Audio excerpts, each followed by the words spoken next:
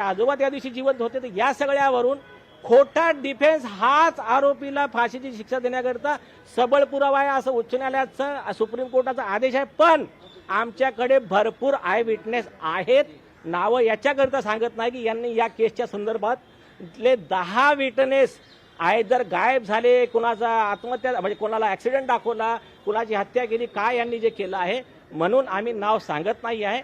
आणि याच्यात आणखीन एक नवीन मुद्दा आला आहे. दिशा सालियानीचा एक मित्र होता, म्हणजे आता जे पोस्ट चालू आहे स्टीव्ह पिंटो, तुम्ही प्रसारमाध्यमांनी बघितलं असेल तर स्टीव्ह पिंटो त्यांनी त्यांच्या ट्विटर पोस्टवर काही पोस्ट लिहिल्या होत्या. त्या पोस्टमध्ये काही इम्पॉर्टंट गोष्टी लिहिल्या होत्या की 7 जून 2020ला एकता कपूरच्या घरी पार्टी झाली. त्या पार्टीमध्ये परमवीर सिंग, सुशांत, दिशा,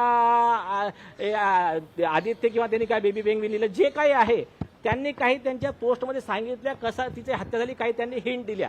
तर याच्यावर तो स्टीव्ह पिंटो त्या दिवसापासून गायब आहे.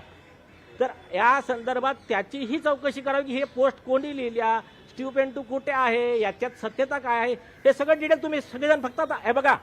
आता शुद्ध मराठीत FIR आहे, सविस्तर आहे, मुद्द्यासहित प्यारा केसला त्याचा पुरावा, आरोपीला फाशी कशी होते, आम्हाला तक्रार द्यायला विलंब का झाला.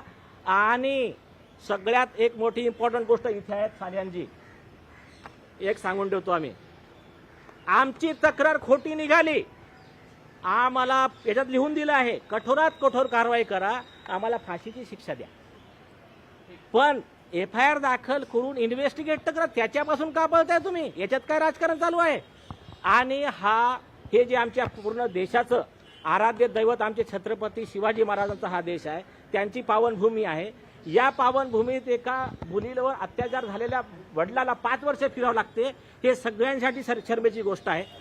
ज्या दिवशी हे सिद्ध झालं की आरोपींचा बचाव खोटा होता, आमचं म्हणणं खरं आहे, या आरोपींनी छत्रपती शिवाजी महाराजांचं नाव घेणं सोडून द्यावं, त्या पवित्र नावाला बदनाम करू नये, हीच आमची मागणी आहे. उद्धव ठाकरेंना आरोपी केलाय का? उद्धव ठाकरेंविरोधात तक्रार दिली आहेत का? अच्छा उद्धव ठाकरे पण आरोपी आहेत. समीर वानखेड़े के पास जो एविडेंसेस थे वो अभी तक उन्होंने क्यों उजागर नहीं किया, क्यों आदित्य ठाकरे के खिलाफ कार्रवाई नहीं की? आप कह रहे हैं कि उनके पास ड्रग्स का बिजनेस का ट्रेल है, तो फिर वो क्यों कार्रवाई नहीं की? समीर वानखेड़े साहब की तभी जब वो पकड़ने वाले थे तब उनकी ट्रांसफर कर दी थी, ये बात उन्होंने नहीं बताई, उनके कलीग ने बताई. तो हमने उसके बेस पे समीर वानखेड़े साहब को रिस्पोंडेंट बनाया. आप समीर वानखेड़े साहब का वकील, उनके वकील ने कहा है वो कोर्ट में एफिडेविट दे रहे हैं, उनका सब दूध का दूध पानी का पानी हो जाएगा. पण समीर वानखेडे त्यांच्या कारकिर्दीमध्ये जेवढ्या केसेस केल्या त्या मोठमोठ्या होत्या, त्या मॅनेज करता आल्या नाहीत कोणाला. मग या प्रकरणामध्ये त्यांना कुणी मॅनेज केलं आणि एवढा का दबाव होता? नाही, त्यांना मॅनेज नाही केलं, त्यांची बदलीच करून टाकली. आणि कॅटने ती बदली अवैध ठरवली, बेकायदेशीर ठरवली.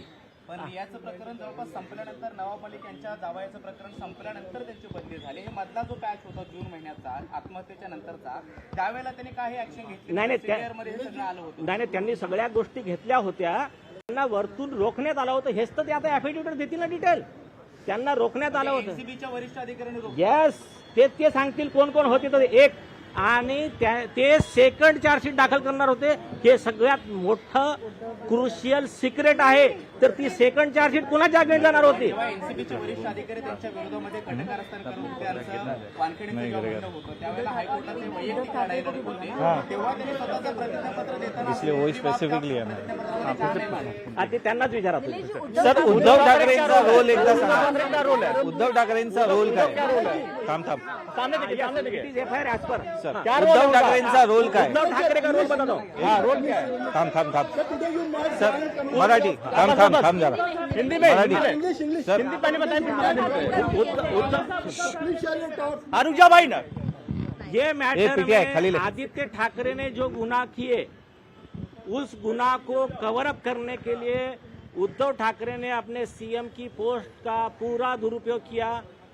उनके गैंग के ही ये सचिन वाजे थे. अभी मैं आपको 2 मिनट में और एक बात क्लियर करता हूं कि जब